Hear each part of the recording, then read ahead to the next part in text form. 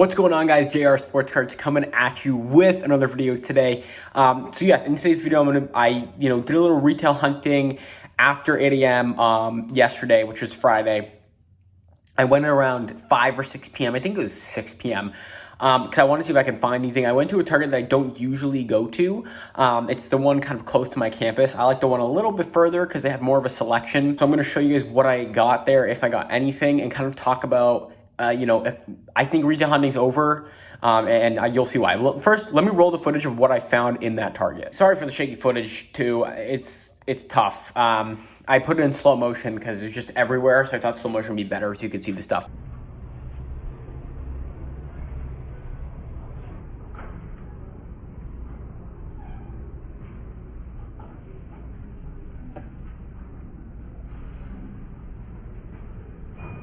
As you see, we pretty much got nothing. There was nothing. Not pretty much. There was nothing. So they do the restocks at 9 a.m. on Friday.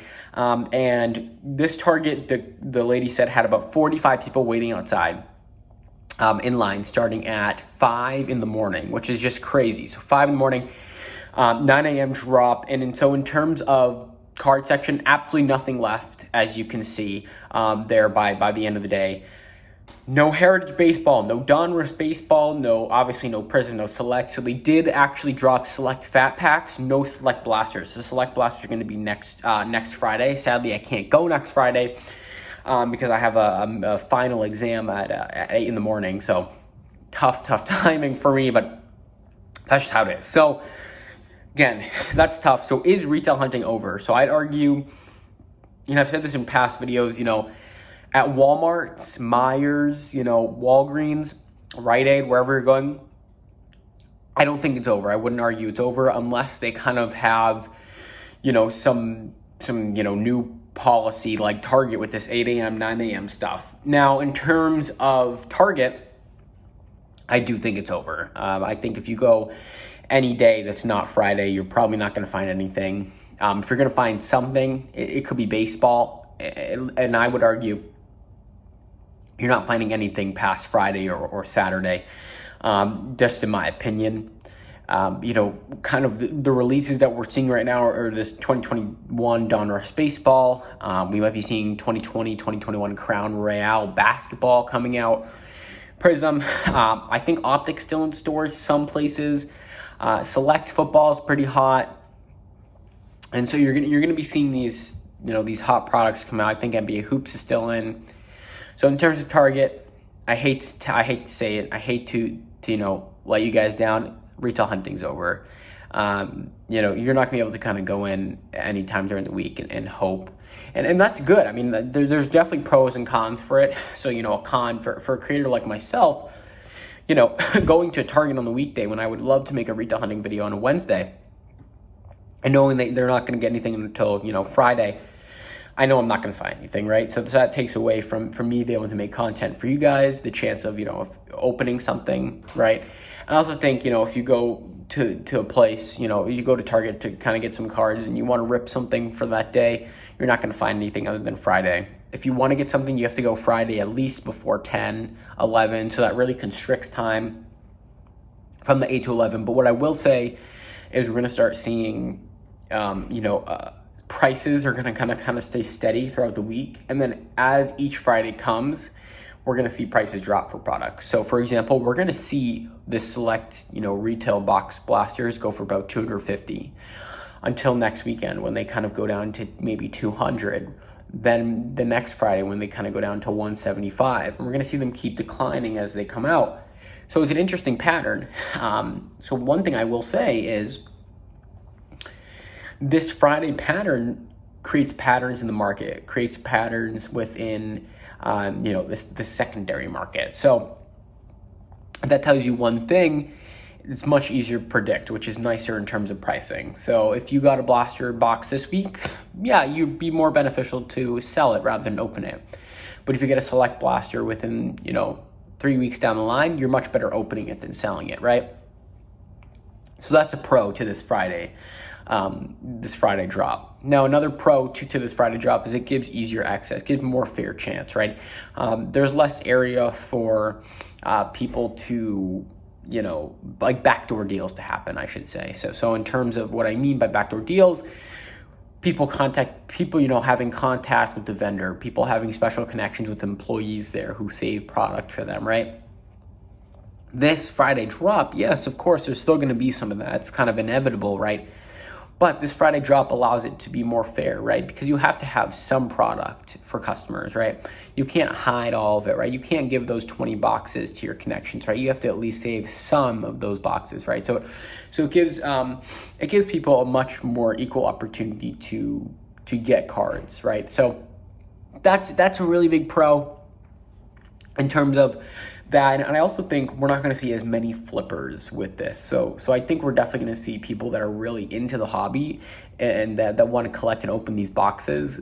They're going to have a better chance at getting these boxes, right? So with that comes more opening of these boxes rather than reselling. Now, of course, we're going to see, high reselling prices. It's kind of inevitable at this point, right? But if you're really passionate about opening cards, right, instead of going, in on a Tuesday, Wednesday, Thursday, every single day trying to find cards to open, right, when it's going to drop, right? So if you can beat the flippers there, like, it kind of gives you a chance to beat the flippers. The flippers definitely had an advantage. They most likely knew, when the restock was happening. Some even followed the vendor, right? But now that the real collectors who weren't into flipping and maybe didn't know the information, right, because it didn't put all that much effort into getting cards, because I kind of just let the flippers win. Now they know when the cards are going to be dropping. Now they know, they have to get there, early to get cards, but they have all the information. It really evens out the playing field in terms of people who, kind of spend their time collecting, who maybe don't have, a job. And I don't want to say a job because that's not true, but maybe people who don't have full-time commitments, right, during the week, so they turn to flipping as a way of, making money, right? But now it evens up the playing field for collectors who really just want to buy a box to open that retails for $20. They just want to pay the $20. So, excuse me. It incentivizes collectors, people that actually want to open boxes for singles and to enjoy the hobby. It incentivizes them to kind of come out and have a chance at buying boxes. And I'm not saying that, flipping is going to end. It's just not. And I prefaced that earlier in this video. But it definitely evens out the playing field. I think it's really good for the hobby, in my opinion. Tough for content creators like myself and others. But I would argue that I'm definitely pro 8 a.m. drops at Target. I hope Walmart will kind of shift to something like this, because I think, I've gone to Walmarts in my area where there used to be tons and tons of cards. There's nothing now. And so that's a real letdown when it comes to that. So hopefully Walmart will kind of switch something. And then, maybe Myers. I know I don't have any Myers in my area, but Myers, a lot of people have Myers in the area. So I can definitely see Myers kind of doing something of that nature, which is good and beneficial for the community and the hobby.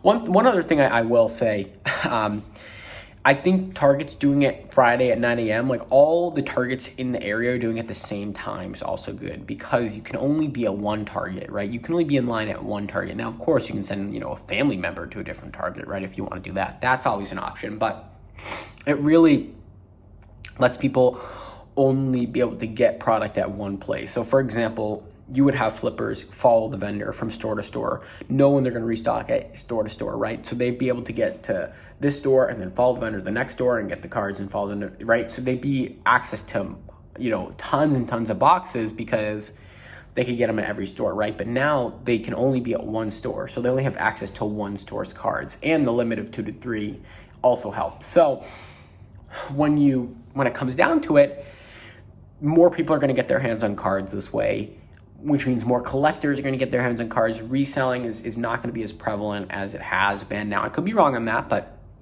it won't be I really highly doubt it won't be as prevalent as it has been. I think there's a lot of benefits to the 8 a.m. drop. Let me know what you guys think about the 8 a.m. drop in the comments below. I love it. Let me know what you guys think. I know, commitments with school and stuff like that, but we're coming into summer. So for you younger collectors, maybe it's an opportunity for you to get your hands on some retail. But guys, I'm going to leave you there today. I really hope you enjoyed this video. If you have not checked out my last couple videos, I've made some really, really good videos. I pride myself in the select video that I made about yesterday's video, and then my interview with For the Love of Cards. You haven't gone, that's a great hour and 20-minute interview, giving you all the insights to what it's like to be a YouTube creator, specifically a sports card YouTube creator, and what it takes to grow, and what content we're going to be seeing in the future, how much money you make from that.